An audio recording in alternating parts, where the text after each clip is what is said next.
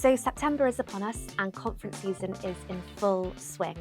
Our team are packing their bags to head up to Liverpool this weekend for Labour Party conference, and meanwhile I'm just back from Brighton where the Liberal Democrats met this week for the latest in their series of party conferences, the first since the general election in July. Now, cast your minds back to the morning after the general election, and you'll remember that the Liberal Democrats were very pleased with their performance. They won a total of 72 seats. That is their best performance in the history of the modern party. So fair to say this conference was a bit of a party, and the mood was truly jubilant. And I'd say that Ed Davey, the leader of the party, was a very obliging host, leading delegates, members, so on and so forth, in a rendition of Sweet Caroline to round things up in what was reminiscent of election night itself. But despite the mood being obviously very jubilant, I would say the agenda felt quite slim.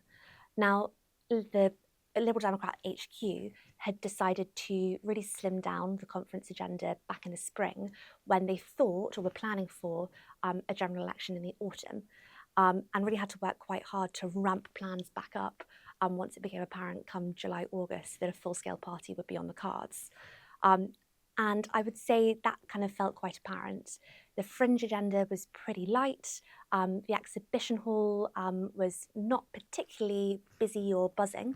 And the policy motions that were up for debate during the course of the conference, which of course is kind of the main event for the Liberal Democrats, was relatively uncontentious, not much to write home about. That said, the opportunities for engagement with MPs were really plentiful. All 72 MPs were in attendance in Brighton and were really very keen to engage with business and lobbyists, many of whom had bought their tickets quite late once it became apparent what an important role the Liberal Democrats would play in Westminster over the course of the next 4 years. And I think that receptiveness to engagement by MPs in Brighton really does bode well for engagement opportunities back in London over the course of the next Parliament. So the first thing to note is that for a party that previously had only 12 MPs, Davey made a staggering 33 appointments in this latest kind of essential reshuffle, of which, it's worth noting, 4 fall under the umbrella of health and social care.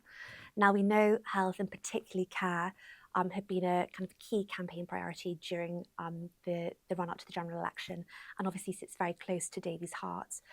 It was something that he reiterated again during his conference speech, but I think the fact that we now have 4 spokespeople who'll speak to health and social care broadly, but also care and carers and mental health, really speaks to the fact that the Liberal Democrats will be really holding government's feet to the fire on these issues very firmly. The second observation coming out of this list of new appointments is really around the reprioritisation of the Treasury. Now, previously, in the previous parliamentary session, the Treasury portfolio had sat with Sarah Olney and had been rather lumped together with the business portfolio. And we did get a sense that Sarah Olney didn't really have the capacity to dedicate sufficient attention to the Treasury brief. This time round, the Treasury brief has been divided out from the business brief and has been handed to Daisy Cooper, who really is very, very close to Ed Davey as the deputy leader of the party. This, to me, suggests that the Liberal Democrats are coming around to the fact that this will be kind of one of the really important areas that they'll want to scrutinise government on. And of course, the first opportunity to do so will be the budget on the 30th of October, when Daisy Cooper, herself a woman, will be going up head-to-head with Rachel Reeves, of course, the first female Chancellor. Thirdly, it's worth noting that the Liberal Democrats have appointed a dedicated Minister for Europe. Now, the party had been slightly shaky around its positioning on Europe over the last kind of 4 or 5 years after the Brexit referendum. Obviously, its membership is very pro-Europe and have been pushing the leadership to go much harder on its positioning around Brexit for quite some time. The party have been playing it quite cool over the election campaign, but it seems now, having bolstered their numbers, they're much more confident on their rhetoric. We saw during party conference Ed Davey really coming out quite strongly on his position around the UK's return to the single market, and we can expect the new spokesperson for Europe to really push this messaging throughout the next 4 years in Parliament.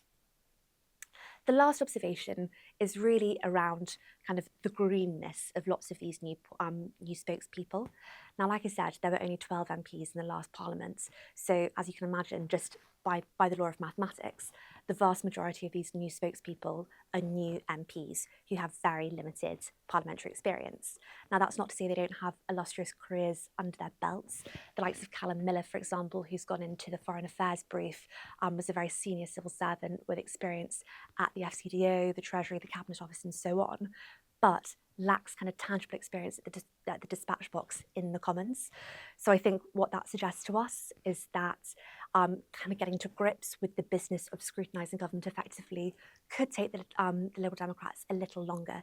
So we'll probably have to wait until the beginning of next year to really see them kind of get into their stride when it comes to effective scrutiny of government.